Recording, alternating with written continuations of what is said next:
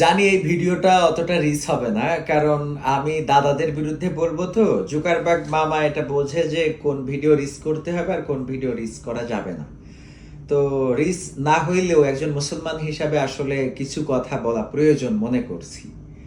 আমরা জানি যে আমাদের প্রতিবেশী রাষ্ট্র ভারত, তারা অসাম্প্রদায়িক এবং ধর্মনিরপেক্ষ একটি রাষ্ট্র, কিন্তু তারা এতটাই অসাম্প্রদায়িক যে তাদের দেশে এবারের নির্বাচনের পরে যত মসজিদ ভাঙা হয়েছে অকল্পনীয়। বিশ্বের ইতিহাসে মনে হয় এরকম কখনো হয়নি যে কোনো দেশে এভাবে অন্য ধর্মের, অন্য ধর্মাবলম্বীদের ইবাদতখানা বিধ্বংস করা হয়। এটা সত্যি খুবই দুঃখজনক। আর আমাদের দেশ, যেটা নিয়ে তারা বারবারই বলে যে আমরা সাম্প্রদায়িক দাঙ্গা হাঙ্গামা সৃষ্টি করে থাকি, অথচ আমাদের দেশে একটা মূর্তি নির্মাণকে কেন্দ্র করে আমাদের মুসলমান ভাইয়েরা বা আমাদের ইমানের জায়গা থেকে যে খোলা জায়গায় এত বড় একটা মূর্তি নির্মাণ, যেটা পীর অলিয়া উলিয়ার বাংলাদেশ, যেখানে 90 বা 95% মুসলমান বসবাস করে, সেখানে এরকম খোলা জায়গায় একটা মূর্তি থাকা উচিত নয়।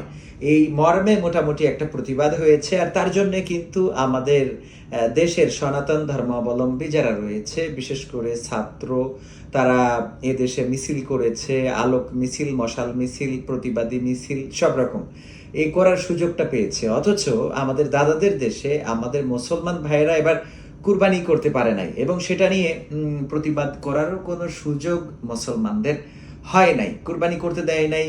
কারণ হলো গরু তাদের মা বা তাদের দেবতা সমতুল্য, সুতরাং সে গরু কেন কুরবানি করবে? আচ্ছা, এতে ক্ষতিগ্রস্ত হয়েছে কারা? মুসলমান। হয়তো আল্লাহ রাব্বুল আলামিন তো ভিতরেরটা নেন, এই জন্য ইন্না সালাতি ওয়া নুসুকি ওয়া মাহইয়ায়া ওয়া মামাতি লিল্লাহি রাব্বিল আলামিন। নিশ্চয় আমাদের সালাত, আমাদের কুরবানি, আমাদের জীবন, আমাদের মরণ সবকিছু মহান প্রতিপালক আল্লাহর জন্য। কিন্তু ক্ষতিগ্রস্ত হয়েছে কারা? নিম্ন বর্ণের হিন্দুরা, যারা গরু পালন করে বছরে একবার করে বিক্রি করে ভালো দামে, এবং তাদের সারা বছরের সংসার চালানো খরচ মেটায় এটা দিয়ে। তারা কিন্তু এবার গরু বিক্রি করতে পারে না। এগুলো আপনারা মিডিয়ায় দেখেছেন। আচ্ছা, দুঃখজনক হলেও সত্য যে আমি আজকে যে বিষয় নিয়ে কথা বলতে চাচ্ছি সেটা হলো যে মানবতা কোন পর্যায়ে যে দাঁড়িয়েছে, যে মুসলমানদেরকে পুশিং করা হচ্ছে বাংলাদেশে। রাষ্ট্রের চেয়ারে বসে বিজেপি সরকারের কোনো একজন বলেছে যে যদি নামাজ পড়তে হয় তাহলে যেতে হবে পাকিস্তান অথবা বাংলাদেশে। আর আমাদের দেশে যারা বলে যে আমরা সাম্প্রদায়িক, তাদেরকে বলতে চাই একটু চোখ কান খুলে দেখুন যে আমাদের দেশে যারা পূজা করে তাদেরকে আমরা কখনো বলেছি কিনা যে ভারতে গিয়ে পূজা করেন বা অন্য কোনো দেশে যে পূজা করেন? এটা তো বলাই হয়নি, বরং আমাদের সনাতন ধর্মাবলম্বী যারা আছে তাদের পূজাতে যেন কোনো ব্যাঘাত না ঘটে, তার জন্য মূলত মুসলমানেরা সর্বোচ্চ সহযোগিতা করে থাকেন। এটা ইতিপূর্বে বিভিন্ন মিডিয়া নিউজেও আপনারা দেখেছেন। তো দুঃখজনক হলো যে মানবতা আজকে কতটুকু লাঞ্ছিত, যে একেবারে জিরো পয়েন্টে এনে রাখা হচ্ছে, না তাদেরকে ভারতে ঢুকতে দেওয়া হচ্ছে, না তাদেরকে বাংলাদেশে আসতে দেওয়া হচ্ছে। এই যে পুশিং করার চেষ্টা করা হচ্ছে, এ নিয়ে অবশ্যই ইন্টারন্যাশনাল নিউজগুলো হয়েছে যে মুসলমানদেরকে বা বাংলাদেশি মুসলমানদেরকে বাংলাদেশে বাংলা ভাষাভাষী, বিশেষ করে বাঙালি মুসলমানদেরকে বাংলাদেশে পাঠিয়ে দেওয়া হচ্ছে। ভারত এটা করছে। তো এটা করে কি করছে যে বাচ্চা, শিশু, বৃদ্ধ এরা এসে ওখানে জিরো পয়েন্টে বসে থাকছে, খুবই বিপদের মধ্যে, মুসিবতের মধ্যে।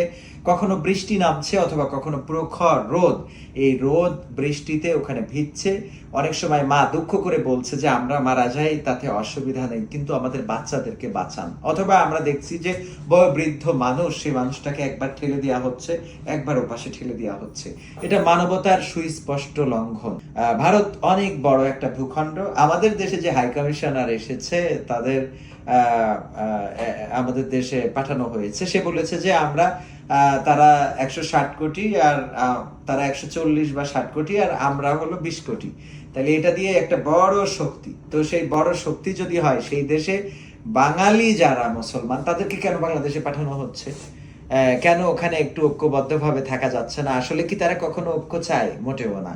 তো এই জায়গা থেকে আসলে প্রতিবাদী হওয়া দরকার, সবাই সোচ্চার হওয়া দরকার। আমরা তো এখন আর্জেন্টিনা ব্রাজিলের ফুটবল নিয়ে মেতে আছি যে আমাদের কোন প্রিয় দল জিততে পারে এবার বিশ্বকাপে, কিন্তু আমরা সেই মুসলমানের কথা চিন্তা করি না, যে মুসলমান ওই জিরো পয়েন্টে বসে থাকে, খাবার যন্ত্রণা, অথবা পিপাসার্ত অথবা বৃষ্টিতে ভিজছে, রোদে পুড়ছে, ওই ফ্যামিলির কথা কি চিন্তা করি? না তাদের দেশ বাংলাদেশ, না তাদের দেশ ভারত, তারা নিতে চায় না, আমরাও নিতে চাই না। ওদের কথা কি চিন্তা করেছি একবারও?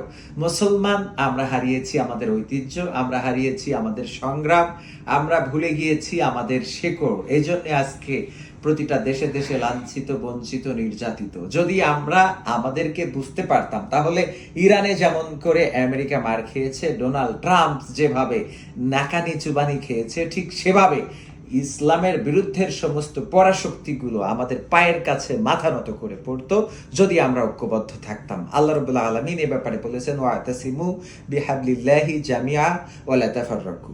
তোমরা সংঘবদ্ধভাবে আল্লাহর রাজ্যকে আঁকড়ে ধরো এবং পরস্পর বিচ্ছিন্ন হইও না।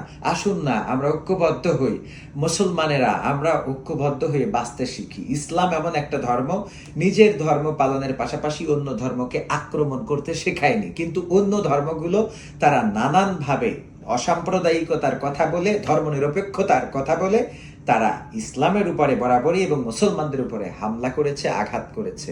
আল্লাহ রাব্বুল আলামিন আমাদের মুসলমানদেরকে সচেতন হওয়ার তৌফিক দান করুন।